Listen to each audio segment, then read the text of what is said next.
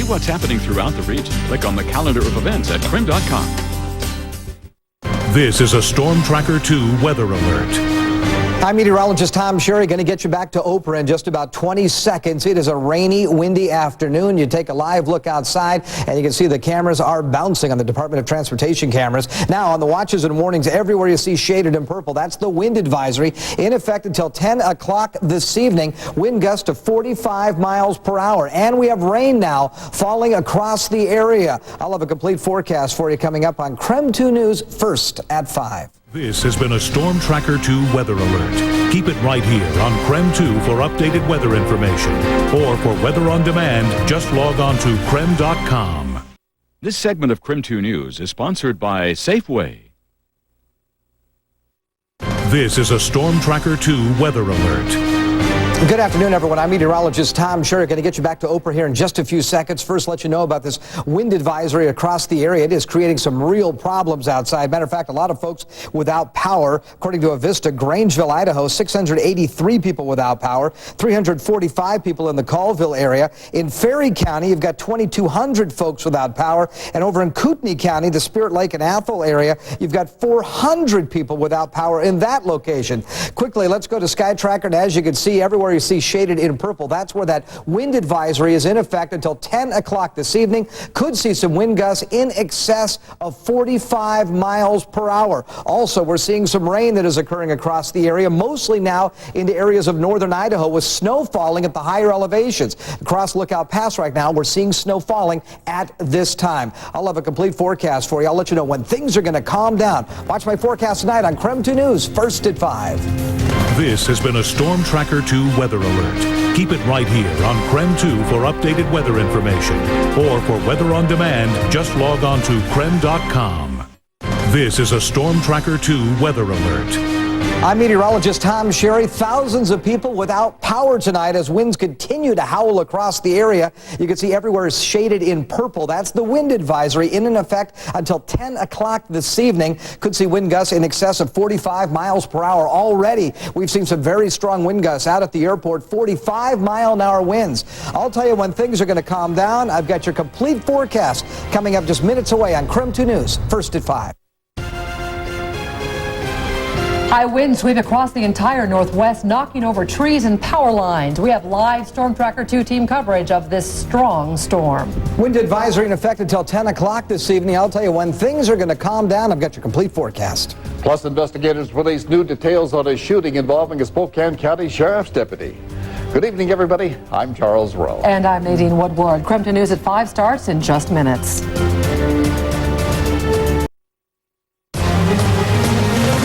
KREM2 News at 5 starts now. KREM2 News is tracking the first big windstorm of the season, rolling through the inland Northwest right now. Tonight, hundreds of families already in the dark, and the powerful gusts may not let up for hours. Well, the wind really started picking up this afternoon with gusts topping 40 miles an hour in many places. Tonight, KREM2 News is all over this windstorm with reporters fanned out from Spokane to Coeur d'Alene. But first, let's get right to meteorologist Tom Sherry. He's watching conditions outside right now. Tom? Yeah, we're in the heart of it right now. I think we'll see decreasing wind within the next hour or so. We have this wind advisory, though, in effect until 10 o'clock this evening. Now, the wind advisory in effect everywhere you see shaded in purple. Again, until 10 this evening. We've got a high wind warning in effect that is down around the Tri-Cities area into Walla Walla. Could see wind gusts there in excess of 60 miles per hour. That's everywhere you see shaded in blue. And over towards the Missoula area, we actually have a winter storm warning in effect. Now, we've talked about wind gusts out at the airport in excess of 40 miles per hour. The peak one at 45 miles an hour, but sustained winds this evening are in the upper teens out at the airport. That's down a couple. We were at about 23, 24 mile an hour sustained winds at about 4 o'clock this afternoon. So that's come down just a bit. So some good news there. So what we're going to call for on your day planner forecast is very windy conditions,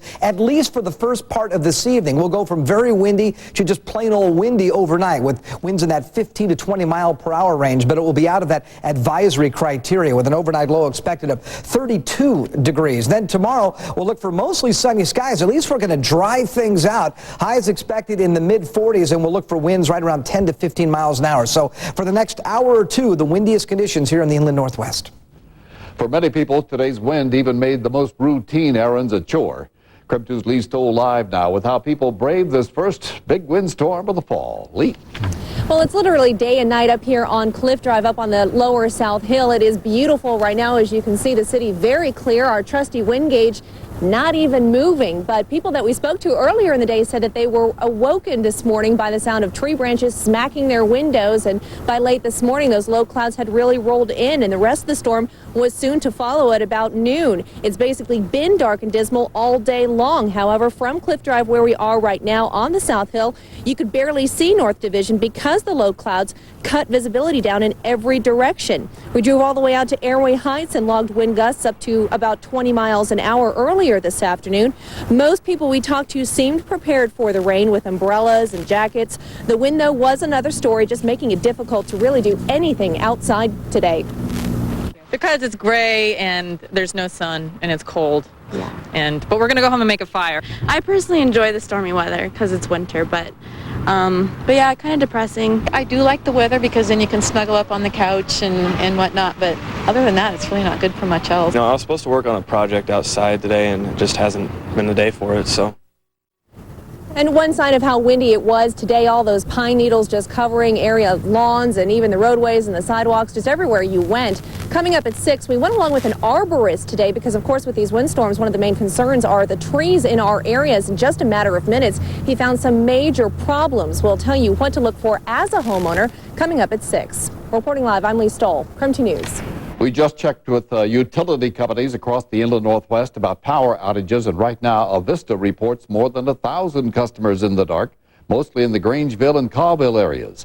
Kootenai Electric has 400 customers without power near Spirit Lake and Athol. And the Ferry County PUD tells us it has about 2,200 outages at this hour. Well, right now, KREM2's Eric Hedlund is near Athol, where crews are working to clear some power lines that are draped across the road there. He joined us now on the phone with more details. Eric? That's right. The reason we're on the phone right now is we've actually been driving around to some of those power outages that you're talking about. We'll try and bring you that video as soon as we can, either in this newscast or at 6. But we've also been driving around some of the areas hit hardest by the last storms we saw. The reason we went to those areas is because we wanted to talk to people there, and we found out that they're very concerned right now because those are still the areas most likely to get hit hard again. It snapped the tree off, and it hit the house, and so then I ran outside and saw that trees were snapping all over the neighborhood, and so we got out of here and evacuated with my parents. It was a year ago this month that a tree in Nathan Hunt's front yard crashed through the roof of his Post Falls home. Oh, it was horrible. All the wind was just blowing the trees every which way. They're just whipping back and forth. It was like a hurricane or something. Hunt says that was probably the worst windstorm he's seen in 40 years at this home.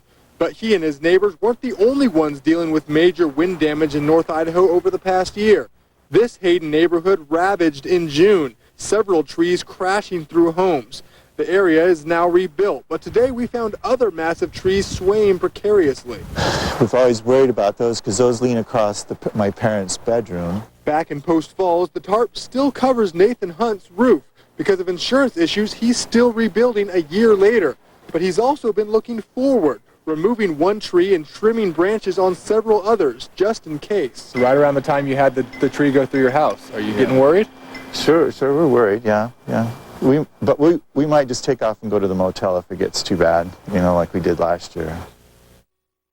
And the good news is we checked in at all those areas, again, around Hayden, Post Falls, where they do have those trees swaying in the wind. Not a lot of damage so far, no trees through roofs or anything like that. Again, there have been some power lines down. We're actually at Ramsey Road near Athol. That's actually where these power lines are down right now. There are power crews on the scene here. They do have the lines off to the side. They are still down, and there's several situations